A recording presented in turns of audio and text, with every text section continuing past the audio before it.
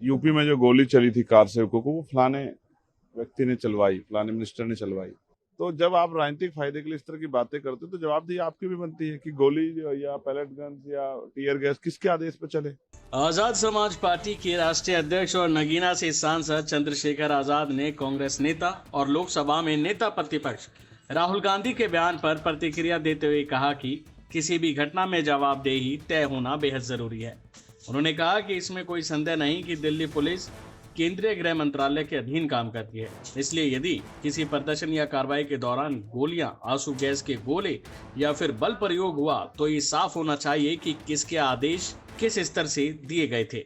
चंद्रशेखर आजाद ने भी कहा कि राजनीतिक दल अक्सर अतीत की घटनाओं का हवाला देते हैं। यदि ये कहा जाता है कि किसी पूर्व मंत्री ने कार सेवकों पर गोली चलाने का आदेश दिया था, तो उसी तरह वर्तमान मामले में भी जिम्मेदारी तय होनी चाहिए।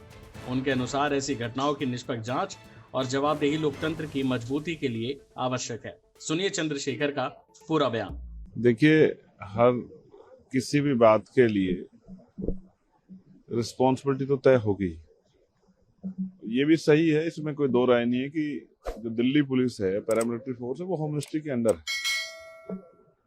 कई बार आप कहते हैं कि भाई यूपी में जो गोली चली थी कार सेवकों को, वो फलाने व्यक्ति ने चलवाई, फलाने मिनिस्टर ने चलवाई। अगर वो बात गलत है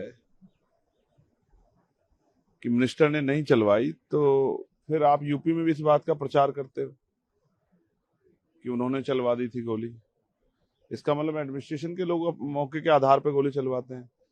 तो जब आप राजनीतिक फायदे के लिए इस तरह की बातें करते हो तो जवाबदेही आपकी भी बनती है कि गोली या पैलेट गन या टीयर गैस किसके आदेश पर चले। तो जिसके आदेश पर चले उसको होम मिनिस्टर पे कार्रवाई करें।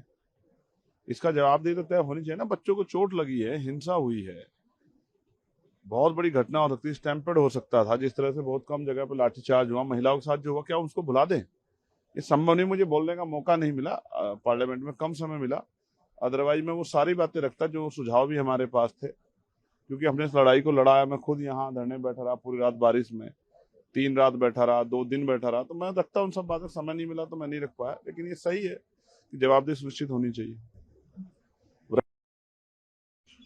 राम मंदिर में चढ़ावा चोरी की, तो मैं चाहता हूं कि जैसे देश के हमारे खिलाड़ी जो हैं वो गेम्स में पदक जीत रहे हैं, तो भारतीय जनता पार्टी को चंदा चोरी का पदक हम लोगों को देना चाहिए। इसमें भी स्वर्ण पदक भारतीय जनता पार्टी को मिलना चाहिए कि इनके राज्य में राम मंदिर का चढ़ावा चोरी हो गया। इसके लिए इनको हम लोग बधाई दें और इनको पदक भी मिले, सम्मानित किया जाए भारतीय जनता पार्टी को। मेरा ऐसा विश्वास है।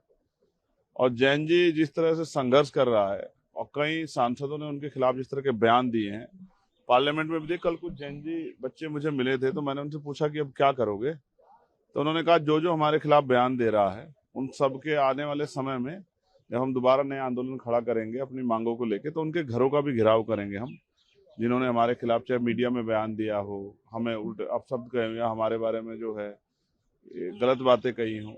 हम अपने मुद्दों को लेकर संघर्ष कर रहे थे, या पार्लियामेंट में जो भी सत्ता पक्ष के लोग, हमारे एनडीए ग्रुप के लोग हमारे खिलाफ बोले, उन सबके घरों का घेराव करेंगे। तो वो मुझे लग रहा है जैन जी बड़े गुस्से में है और सरकार को सावधान रहना चाहिए जैन जी से। बहरहाल आपको बता दें कि लगातार कई मामलों पर नेताओं के बयान जारी हैं और देखना होगा कि आगे आगे नेता किस किस मुद्दे पर क्या क्या प्रतिक्रिया देते हैं। अभी के लिए फिलहाल इतना ही। बाकी अपडेट के लिए बने रहिए भारत एक्सप्रेस के साथ।